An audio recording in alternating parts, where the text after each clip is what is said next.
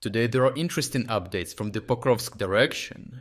Here the Russian command is increasing the use of suicide squads for opportunistic deep infiltrations of Pokrovsk and its outskirts.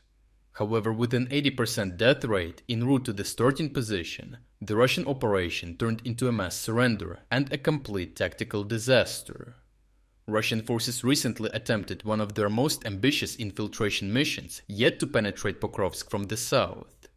Using Pishchane as a forward base, the Russian command formed 3 tactical groups of 50 men each, tasked with sabotage inside the city.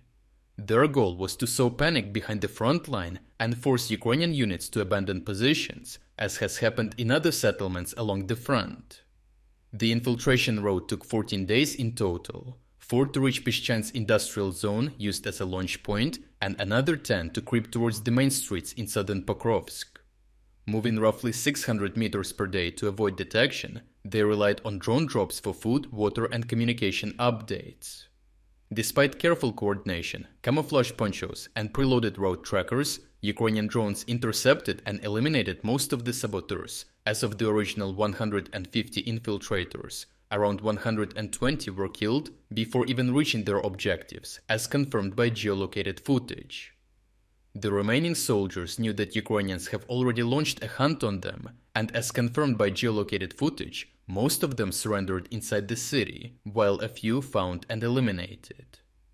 The cost to Russia was staggering, as the operation incurred roughly 80% casualties just to reach Pokrovsk, not counting those later captured or killed after arrival. While a handful of infiltrators ambushed Ukrainian units, the mission failed to achieve its operational aim. The Ukrainian defense forces not only retained control, but also captured dozens of enemy troops. Fighters of Ukraine's 425th Skala Separate Assault Regiment took around 30 prisoners over a week of clearing operations alone. Video evidence from the town shows Russian infiltrators being cleared from buildings and hiding spots, their weapons seized as trophies.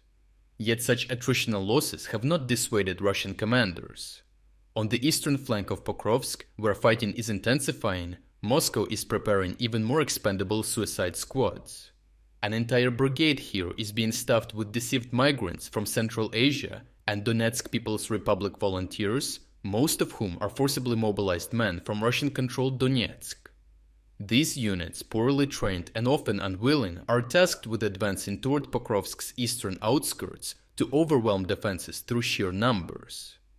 Since 2014, many DPR formations have been filled with marginalized individuals and criminals commanded by Russian officers. Now this volatile mix is being hurled into the bloodiest sector of the front with minimal expectation of survival, with these migrants and separatists being seen as expendable by Russian command. The brutality extends up the chain of command, as reports from Russian military analysts indicate that separatist officers who question orders or show reluctance to sacrifice their men in large numbers often simply disappear.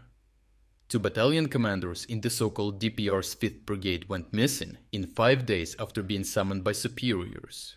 In one case, the wife of a vanished commander was told he had run away, but no further contact has been made. Such disappearances serve as a warning. Obedience is enforced through fear, and dissent is erased without a trace. Overall, despite the chaos these infiltration attempts cause for the defenders, the general picture in Pokrovsk remains in Ukraine's favor. The destruction of the southern sabotage groups, combined with the capture of surviving infiltrators, shows that the Russian command is gambling everything for even minor symbolic gains in Pokrovsk. With success rates near zero and casualty rates between 80 and 100%, these operations are less about achieving breakthroughs and more about demonstrating activity to higher political leadership. Ukrainian forces remain on high alert, aware that similar infiltration patterns are now being tested from the east. For now, Pokrovsk holds, but the Russians appear willing to keep feeding cannon fodder into the grinder in a desperate bid to change that, regardless of the human cost. If you are against the invasion of Ukraine and you want to support the work that I am doing, consider subscribing to our own independent news website. Here you can find our exclusive strategic insights, comprehensive overviews of all fronts, and regular tactical analysis videos. By subscribing, you will not only show your support for this channel, but also help and defend independent journalism. The link to our website is in the description. Thank you for watching this report, and I appreciate everyone who stepped up to join us.